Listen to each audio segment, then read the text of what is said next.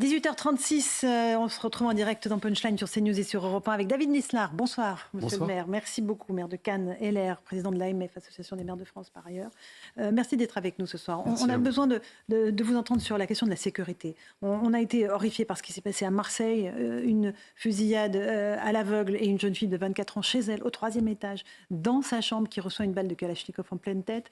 Il y a Nîmes, où la situation dégénère en permanence. Nice aussi, où la CRS 8 est envoyé en renfort dans les quartiers sensibles de la ville. Une action du ministre de l'Intérieur où il se démultiplie sur le terrain, mais on ne voit pas les résultats. On va juste écouter quelques habitants de Nice qui expliquent à quel point c'est compliqué pour eux de vivre dans ces quartiers. Et puis je vais vous demander votre avis. Comment vous faites-vous dans votre ville ? J'ai 4 enfants, j'ai peur de laisser sortir les enfants sur la rue parce que s'ils prennent une balle perdue, alors ça va être vraiment chaud parce que moi je sais pas quoi faire après. Vous voyez, alors pour éviter tout ça, alors je crois la police elle doit faire son boulot comme il faut. On en a marre tous les jours. Les cris, les tirs, là, tous les jours. Mais on mange pas à l'aise, on ne dort pas à l'aise. Les gens ne vivent plus, David Nislar. Quelle est la solution ? Est-ce qu'il y a une solution ou est-ce que c'est des multiples solutions ? C'est une multiple solution, évidemment, mais ça exige un renversement par rapport à tout ce qui s'est fait depuis des années. C'est-à-dire qu'il y a une solution immédiate. On parle toujours en droit, en France de droit, etc. C'est dans l'exécution des choses. Aujourd'hui, la séquence à Nice, j'ai l'impression qu'on l'a vécue, c'est une journée sans fin. C'est-à-dire que la venue du ministre de l'Intérieur à Nice, après, qui annonce des renforts, et ensuite qui dit qu'on va renforcer à la frontière. Vous regardez dans vos archives, je pense que depuis 3 ans, ça doit être la 7e séquence ou 6e séquence, comme cela. Donc la capacité de rétablir l'ordre, elle vient de l'autorité. L'autorité, elle vient de la constance. On n'a pas besoin d'emphase, on n'a pas besoin de grands discours, il faut de la constance. Et ça nécessite de reprendre tout en main. Bien sûr qu'il faut adapter le droit. Moi, j'ai fait des propositions pour responsabiliser les parents sur les violences des mineurs qui sont croissantes de façon exponentielle, évidemment, parce que si le parent n'est pas responsable, si le jeune n'est pas responsable... On les tape au portefeuille ? Et quand on dit que la société est responsable, c'est vous et moi. Moi, je ne suis pas responsable des agissements des autres. Je suis responsable des agissements de mes gamins mineurs. C'est aussi simple que ça, la vie. Donc oui, c'est taper au portefeuille. Pour ceux qui sont solvables, pour ceux qui ne sont pas solvables, c'est revoir les aides. C'est dès la première infraction des condamnations, c'est la conjonction. Nous, on essaie de le mettre en place à Cannes. Mais moi, je n'ai pas l'autorité judiciaire. On n'est qu'un maillon et pas le maillon le plus fort parce qu'on n'a pas l'autorité judiciaire en tant que maire. Mais c'est mettre la conjonction de la théorie du carreau cassé. C'est-à-dire qu'il faut tout de suite intervenir et rétablir l'espace public et de la tolérance zéro. En état de droit, la tolérance zéro, c'est la démocratie. Ça consiste à dire simplement qu'on doit appliquer le droit. Donc, il ne s'agit pas d'embastiller quelqu'un qui fait un tag. En revanche, celui qui fait un tag, on doit le faire réparer le mur. Et puis, celui qui s'attaque aux personnes, lui, il doit avoir une peine de prison. Donc, il y a une hiérarchie des normes qui doit être respectée. Mais pour cela, il faut sortir des grandes emphases. Les grands discours, c'est terminé, on est d'accord. Mais oui, il faut des actes. L'autorité ne reviendra que de la confiance qui elle-même résulte de la constance et de la fiabilité des actes. On parle de politique pénale. On arrive à avoir un paradoxe de plus, c'est-à-dire une surpopulation carcérale, ce qui est indigne pour les gens en prison. Un état de droit, il doit être digne, mais un sous-équipement carcéral. Le sous-équipement carcéral, que l'on a identifié depuis 12 ans, il manque 20 000 places de prison. On n'en a construit que 2200, c'est ridicule. Il génère de la surpopulation carcérale qui amplifie les problèmes et il génère une incapacité d'isoler, de protéger la société des gens dangereux. C'est-à-dire que l'État qui prélève le plus au monde, 46% de prélèvement obligatoire d'impôts et de charges, est incapable d'assurer le régalien. L'État qui dépense le plus au monde, 68% de la création de richesse, est incapable d'assurer les missions pour lesquelles il a été fait, ce qui crée de la défiance, de l'incivisme et amplifie les crises. Après, on peut être très concret sur beaucoup de sujets. Alors, le choc d'autorité, on en parlait il y a quelques instants, la tolérance zéro, ce sont des chimères en réalité. Personne n'a le courage politique d'aller au bout des choses. David Nislar, c'est trop impopulaire. D'abord, on ne fait pas que des choses pour être populaire, et je crois que dans le temps, les résultats amènent la popularité. Ça doit être un résultat, mais ça ne doit pas être une finalité, la popularité. Et ensuite, je ne suis pas d'accord avec ça. Il ne s'agit pas de rouler des mécaniques, si vous voulez. Il s'agit de préserver les droits de la défense. Il s'agit de préserver l'état de droit. Moi, je n'oppose pas l'état de droit à l'autorité. Mais il y a aussi un devoir de l'État qui est d'assurer la protection. Donc ça nécessite des évolutions législatives, on le sait, par rapport à des jurisprudences européennes. Je ne sais pas si on a le temps d'en parler, mais on peut évidemment les évoquer. C'est vrai en matière de sécurité ou en matière d'immigration. Mais ce que je veux dire, c'est que aujourd'hui, moi je le vois dans ma commune, le trafic, et je le vois dans des communes rurales aussi. C'est ça. Je parcours la France pour l'Association des maires de France, ou des communes moyennes. Des petites villes. Oui, des petites communes, des villages, des communes moyennes, qui étaient préservées des trafics de drogue. Aujourd'hui, on a des trafics, des points de deal partout. Avec juste terminer là-dessus. Donc on nous dit on a démantelé X points de deal, mais ils réapparaissent au même endroit ou ailleurs, et ils sont de plus en plus nombreux. Et cette gangrène que constitue l'économie souterraine de la drogue, elle est en train de déstructurer complètement la société. Elle éloigne du travail.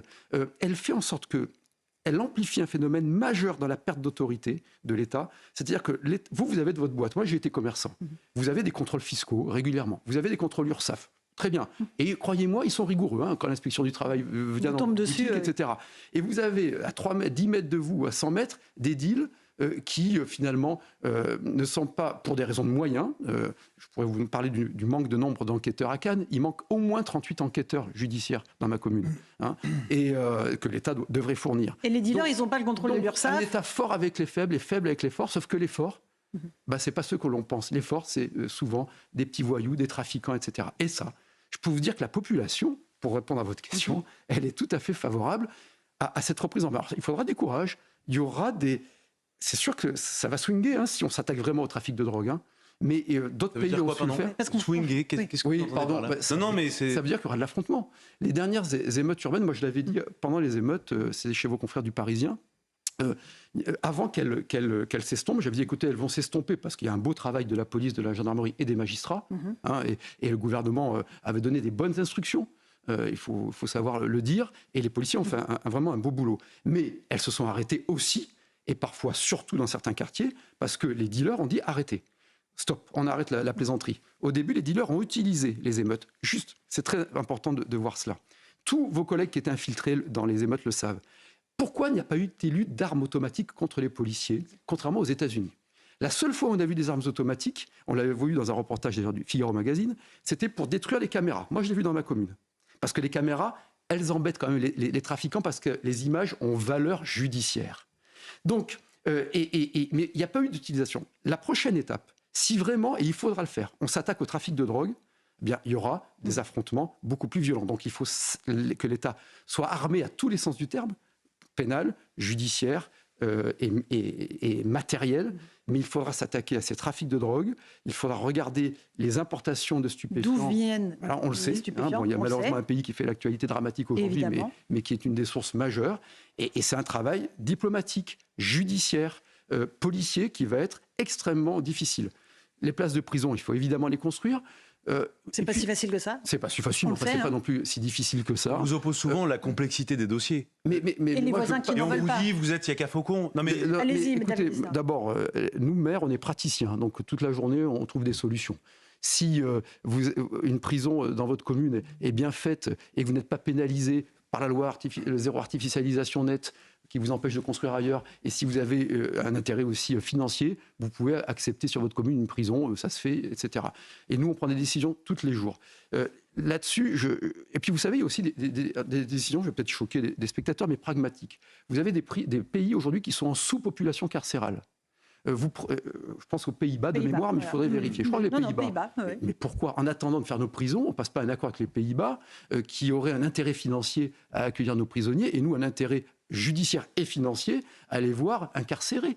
40% des peines d'emprisonnement ne sont pas exécutées au bout de 6 mois. Comment voulez-vous avoir de l'autorité ? L'autorité, c'est pas surjouer les effets de manche. L'autorité, c'est pas dire qu'on va guillotiner tous les voyous. L'autorité, c'est d'appliquer les peines. Donc moins de communication et plus d'action. Mais Emmanuel Macron dit il faut de l'autorité, de l'autorité, de l'autorité. Rien ne se passe. Comment croire la parole politique ? Si vous le dites sans arrêt et que les actes ne sont pas là, vous perdez en autorité. Oui, c'est ça. Éric Revel. Il y a quelques mois, David Lisnard, vous en souvenez sans doute, il y avait une agression à Cannes très forte. Et vous aviez fait un tweet qui avait une petite grand-mère qui qui avait beaucoup marqué les esprits. Alors une partie de la classe politique avait dit mais enfin hop, et puis une partie des citoyens avait dit il a raison. Vous aviez dit si ça avait été ma grand-mère, peut-être que ce soir je serais moi-même en prison, c'est-à-dire que vous auriez pu réagir. En fait, est-ce que vous comprenez qu'aujourd'hui, devant le manque d'autorité, de moyens, devant l'insécurité exponentielle, il y a de plus en plus de Français quand même qui se disent « mais si j'assiste à pareil événement, comment je vais réagir ?» Il y a plusieurs choses, si vous me permettez, Eric Revel, dans votre question. J'avais fait 5 tweets en réponse à des interpellations qui me disaient « mais vous ne réagissez pas à cette abjecte agression d'une femme que je connais, âgée de 89 ans. » Elle va bien Elle va bien mieux. Bon, déjà. Elle a un traumatisme psychologique, mais elle va bien mieux, elle est solide, elle aurait pu y rester. Elle s'est pris ce coup très violent par derrière pour se faire voler un sac pendant que le 3e larron filmait en ricanant. Hein. Absolument. Situation abjecte. Nous avions identifié tout de suite par un policier municipal et par des images de vidéo les auteurs des faits. Nous avions donné l'information à la police nationale. J'étais intervenu auprès du commissaire de l'époque pour qu'ils aillent chercher les gamins qui sont aujourd'hui libres. Libres. Je dis au passage. Ils ont été sanctionnés ou pas du tout? Oui, il y a eu dans un centre d'éducation fermé, mais en fait, c'est comme en France, c'est comme une obligation de quitter le territoire. C'est pas obligatoire. Eh bien, Vous dites au passage, mais en fait, c'est absolument pas un détail. sûr, Le cœur du problème, il est dans ce que il est quand même là. Allez-y. Le centre d'éducation fermé, il n'est pas fermé en réalité, puisqu'il y en a plusieurs qui étaient partis. Et donc, la police a fait son boulot. La police municipale a été décisive sur l'identification des auteurs. Et moi, je n'avais pas réagi parce que j'essaie de ne pas réagir au fur et à mesure des faits. Parce que, à chaud. À chaud, oui, parce que on peut... D'abord, ça peut fausser une réalité. C'est vrai qu'aujourd'hui, les agressions sont beaucoup plus filmées qu'avant. Donc, il faut faire attention nous-mêmes à ce qu'on raconte. Mais vous avez fini par... Mais il y a une réalité statistique. Hein. Il y a une réalité humaine tragique pour les victimes. Il y a une réalité statistique, c'est qu'en 5 ans, les violences sur les personnes ont augmenté de quasiment 55% en 5 ans. Les crimes, donc ça, il n'y a pas de biais statistique, qui baissaient historiquement, hein, depuis la fin du Moyen-Âge, ont augmenté de 15% en 5 ans. Hein. Donc il y a une réalité humaine, mais ce n'est pas que des faits divers, c'est un fait de société. Et donc j'avais dit, écoutez, arrêtez de me mettre en cause, la police a fait ça, la justice a bien réagi, le parquet avait très bien réagi, les magistrats avaient été assez sévères dans leurs conclusions, enfin, etc., dans leurs réquisitions en tout cas. Et puis, si vous voulez savoir, moi, je n'ai pas étalé mon émotion, mais en tant qu'individu, tout en étant contre, bien sûr, l'autodéfense, enfin pas l'autodéfense, je ne suis pas contre, mais disons les justiciers, je dis, si ça avait été évidemment ma mère et j'étais sur place, j'espère que j'aurais eu le courage de protéger ou ma fille ou mes enfants. De la protéger, oui. Les protéger. Et j'aurais assumé d'être condamné, qu'importe, mais j'assume de protéger mes proches. C'est une éthique individuelle, mais en revanche, comme politique, je ne vais pas dire aux gens, faites-vous justice. Évidemment, je crois encore à la justice et nous devons renforcer la justice. Il n'y a pas de société libre sans justice. Les magistrats, le syndicat de la magistrature va participer ce week-end au festival à l'Humanité avec des tables rondes organisées sur les thématiques des contrôles d'identité, des violences policières. Est-ce que c'est la place d'un syndicat de magistrats d'aller sur ce type de table ronde? Non, parce que organisée parce qu'ils sont quand même magistrats, donc ils ont un devoir de neutralité. Et c'est pas un artiste, c'est pas un chanteur qui va à la fête de l'Humanité, je veux dire, mais ce sont des magistrats. Et je trouve d'ailleurs très étonnant, même d'un point de vue déontologique, quand je vois les supposés conflits d'intérêts que l'on peut avoir dans des fonctions notamment politiques, parce qu'il faut être très vigilant là-dessus, quand je vois le devoir que l'on a, évidemment et logiquement, de neutralité dans l'exécution des choses, qu'un syndicat de magistrats, de fonctionnaires qui doivent rendre la justice, aille dans quelque chose de très connoté politiquement, avec les thèmes que vous m'indiquez, c'est choquant. Il faut être très attaché à l'indépendance de la justice. Mais la justice, l'indépendance, elle a un corollaire, c'est l'impartialité. Et aujourd'hui, la question, c'est l'impartialité. C'est ce même syndicat qui a fait le mur des cons. Il devrait être banni, ce syndicat, depuis le mur des cons. C'est ce même syndicat qui, lorsque le garde des Sceaux... Banni, donc dissous ? Je pense qu'en tout cas, il devrait avoir la décence commune, comme disait Orwell, de mieux se comporter dans l'espace public, et donc de ne pas aller sur ce type d'événement. Lorsque le garde des Sceaux avait pris une directive à juste titre pour appeler à la fermeté face ce que le ministre de l'Intérieur appelait les écoterroristes sur les bassines, etc., c'est ce syndicat qui avait fait une contre-directive pour contourner le garde des Sceaux. Vous imaginez la perte d'autorité? Et je pense qu'ils portent tort à leur profession, parce que j'imagine qu'une majorité de magistrats ne se retrouvent pas dans ce type de gesticulation politicienne et ces outrances. Alors, la sécurité, c'est évidemment une préoccupation forte des Français, c'est la première liberté, mais il y a aussi les inquiétudes liées au pouvoir d'achat. C'est la première des libertés dans un état de droit. Oui, on est encore dans en démocratie. État de droit. Pour l'instant. Mais je voulais vous interroger sur Allez-y. les difficultés de pouvoir d'achat des Français, et notamment parce qu'on écoute beaucoup de commerçants, et vous en avez beaucoup aussi dans votre ville, sur la facture énergétique. Est-ce que vous faites partie des gens qui considéraient que la France est à côté de la plaque en matière de souveraineté énergétique et qu'on est un peu les dindons de la farce? Parce que c'est un sujet énorme qui s'additionne au prix du carburant. Je sens presque la réponse dans votre question. Ah non, pas du tout. Allez-y. Pas du tout. Allez-y, C'est David parce que je Nislar. pense, Il nous reste peu de temps. monsieur Lisnard. Allez-y. Personne ne sait. Je pense que nous sommes un peu la France, en tout cas les Français, qui auraient dû être dans le pays le plus compétitif en coût de l'énergie, en tout cas électrique, l'hiver dernier et cet été, grâce à notre parc nucléaire qui était une fierté, un outil de souveraineté qui permet d'avoir une énergie pilotable, décarbonée et bon marché. Et le président de la République actuelle et ses précédents premiers ministres ont été extrêmement fiers de fermer Fessenheim et d'annoncer la fermeture de 14 réacteurs nucléaires, ce qui a été non pas une erreur, mais une faute majeure des 6 dernières années, enfin des 10 dernières années, puisque ça avait commencé avec François Hollande. Donc c'est une faute majeure. Donc ça, c'est le premier élément de la réponse à votre question. Ensuite, si on vient aux hydrocarbures... Mais bien sûr, la hausse des carburants. Oui. Est-ce qu'il faut faire plus? La hausse des carburants, elle est due à l'augmentation du baril de pétrole, qui doit être pas loin de 86 $, hein, je crois, le baril, avec la réduction de la production de l'OPEP, etc. Mais n'oublions jamais que dans un litre de carburant, quand on paye pas loin de 2 € hein, désormais, pour me souvenir de mon dernier plein, on est à plus de 60% de taxes directes. C'est colossal. Mais la difficulté, c'est les comptes publics. C'est-à-dire que moi, je ne tomberai pas dans la démagogie de la facilité qu'on allait donner un chèque carburant à tout le monde, puisque le coup de pouce de l'État, ça s'appelle des impôts ou de la dette. Et je pense que nos enfants sont déjà bien plombés par un pays surendetté. Donc rien ne pourra se faire de toute façon. Tant que charité bien ordonnée commence par soi-même, tant que l'État n'aura pas réorganisé son appareil productif. J'utilise ces termes à dessein. Lorsqu'on ne sera pas attaqué à la bureaucratie, lorsque l'on n'aura pas cherché la performance publique, parce qu'il y a quelque chose qu'il faut bien comprendre, c'est que tant qu'on dépense plus que ce que l'on produit, l'on crée des bombes sociales à retardement. Par clientélisme politique, par facilité politique, on crée les problèmes à venir du pays. Donc aujourd'hui, l'enjeu, c'est de plus produire que ce que nous dépensons. À votre avis, la France danse au bord du gouffre, social, économique, culturel? David Lisnard? La France a énormément d'atouts. C'est un pays créatif, c'est un pays qui a une belle histoire, qui a une jeunesse dynamique. Moi, c'est des élus dévoués. Dans la majorité, il y a toujours des contre-exemples.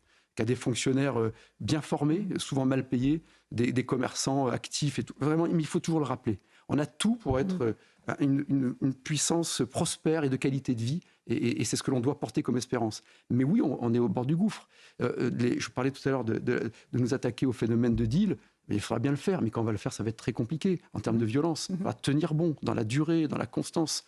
Le système social va exploser. Aujourd'hui, on fait des chèques sans provision. On est en train de planter les générations à venir. On a des ambitions environnementales pour sauver la planète à nous seuls, mais dans un pays surendetté, surfiscalisé, régler ce problème majeur de la lutte contre le réchauffement climatique passe par une politique internationale très forte de droit à l'échelle planétaire, mais aussi des investissements, mais colossaux.